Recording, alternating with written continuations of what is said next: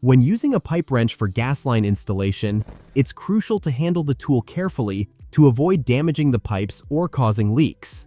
First, make sure you choose the right size pipe wrench. For steel pipes, a standard pipe wrench with serrated teeth works well, providing a solid grip. However, for softer materials like copper, you should either use a strap wrench or add a protective cover to avoid crushing or scuffing the pipe. Make sure the pipe is properly supported before you begin. Grip the pipe firmly with the wrench and apply steady pressure.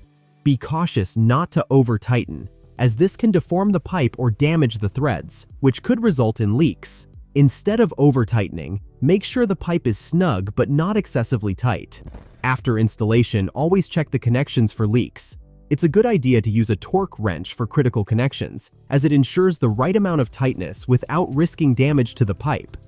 Finally, keep your pipe wrench and workspace clean to avoid introducing debris that could affect the installation. By following these steps, you can ensure a safe and secure gas line installation, protecting both the integrity of the pipe and the safety of the system.